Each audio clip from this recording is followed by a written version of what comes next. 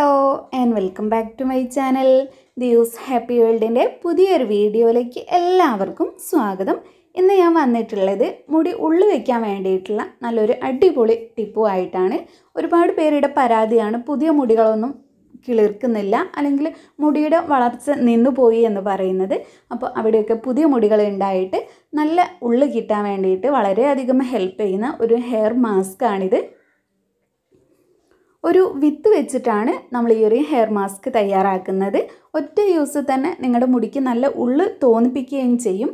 പിന്നെ ഡ്രൈ ആയിട്ടുള്ള മുടിയുള്ളവർക്കൊക്കെ ഏറ്റവും നല്ലതാണിത്. മുടിയുടെ ആരോഗ്യത്തിനും മുടി പൊട്ടിപ്പോകുന്ന പ്രശ്നമുള്ളവർക്കൊക്കെ ഇത് യൂസ് ചെയ്താൽ നല്ല മാറ്റം തന്നെ അറിയാൻ പറ്റുന്നതാണ്. നല്ലൊരു ഹെൽത്തി ആയിട്ടുള്ള മുടി വളർത്തിയെടുക്കാൻ ആഗ്രഹിക്കുന്നവരാണ് നിങ്ങളെങ്കിൽ തീർച്ചയായിട്ടും ഇതൊന്ന് യൂസ് ചെയ്ത് നോക്കുക.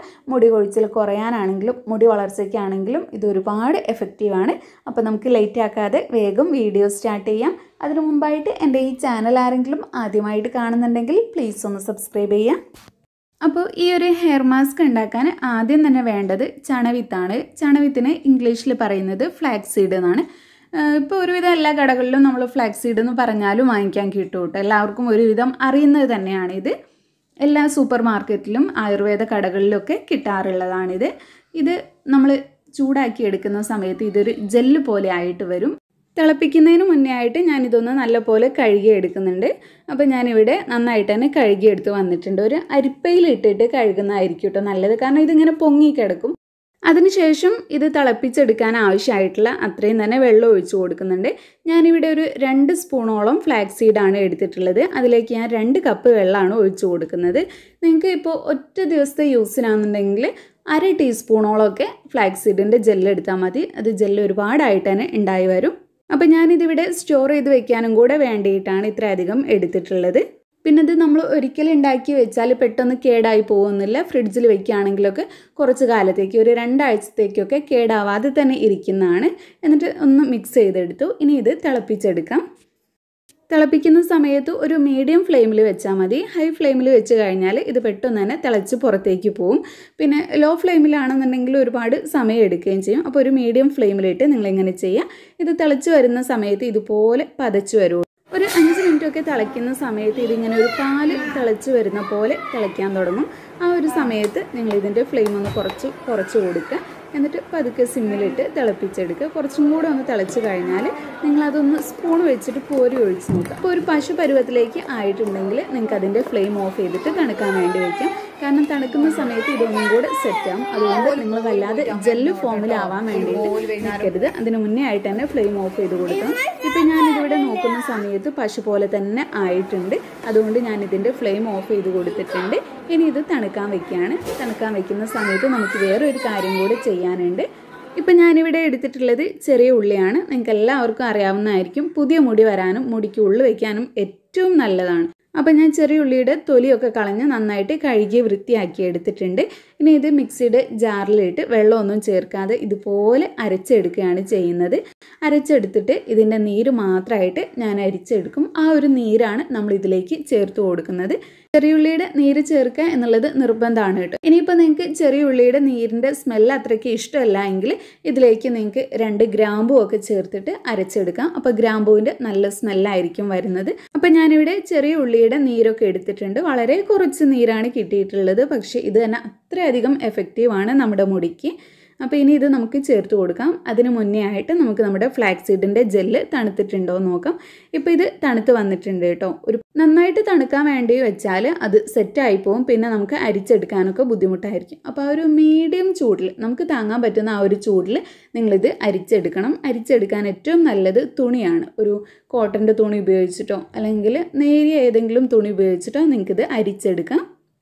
ഞാൻ സാധാരണ അരിച്ചെടുക്കാൻ ഉപയോഗിക്കുന്നത് ഇതുപോലെയുള്ള ഒരു ഷോളാണ്, വളരെ കട്ടി കുറഞ്ഞ്. അപ്പോൾ അതിലേക്ക് ഒഴിച്ചു കൊടുക്കുന്നുണ്ട്. ആ ഒരു ഷോൾ വെച്ച് അതിലേക്ക് ഒഴിച്ചിട്ട് നന്നായിട്ട് പിഴിഞ്ഞെടുക്കുകയാണ് ചെയ്യുന്നത്.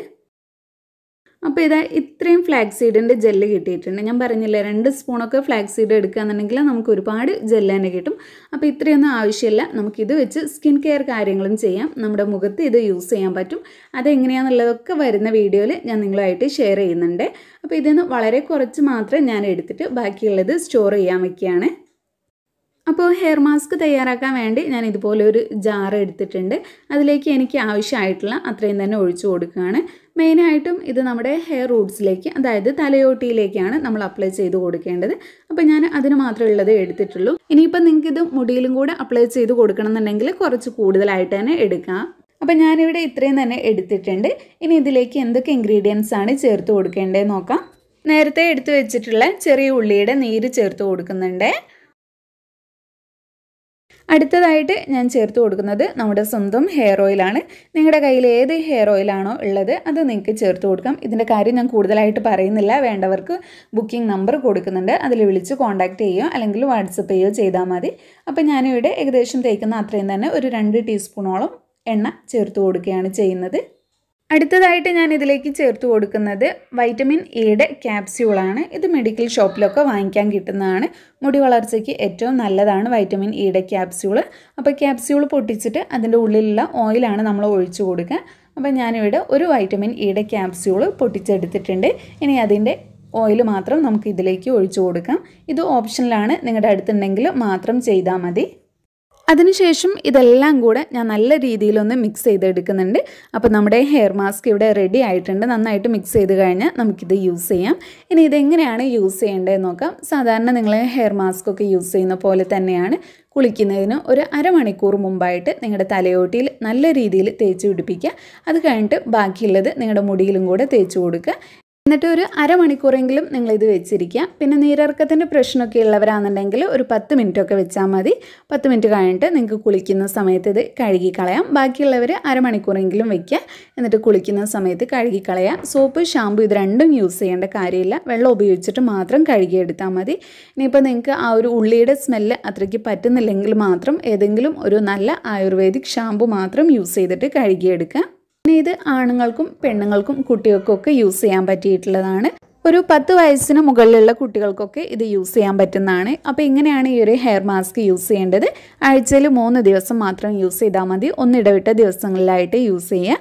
അപ്പോൾ നമ്മുടെ ഹെയർ മാസ്കിൻ്റെ ഡീറ്റെയിൽസ് എല്ലാം ഞാൻ പറഞ്ഞു കഴിഞ്ഞു. അപ്പോൾ നിങ്ങൾ ഒരിക്കലെങ്കിലും യൂസ് ചെയ്ത് നോക്കുക. യൂസ് ചെയ്തിട്ട് റിസൾട്ട് കിട്ടിയാൽ അതെന്തായാലും കമൻറ്റിലൂടെ അറിയിക്കുക. ഈ ഒരു വീഡിയോ നിങ്ങൾക്ക് എല്ലാവർക്കും യൂസ്ഫുൾ ആയി എന്ന് വിചാരിക്കുന്നു. ഇഷ്ടപ്പെട്ടെങ്കിൽ ലൈക്ക് ചെയ്യുക. നിങ്ങളുടെ ഫ്രണ്ട്സും ഫാമിലിയൊക്കെ ആയിട്ടൊന്ന് ഷെയർ ചെയ്യുക. പിന്നെ നമ്മുടെ ഈ ചാനൽ ആരെങ്കിലും സബ്സ്ക്രൈബ് ചെയ്യാതെ കാണുന്നുണ്ടെങ്കിൽ പ്ലീസ് ഒന്ന് സബ്സ്ക്രൈബ് ചെയ്യുക. താങ്ക്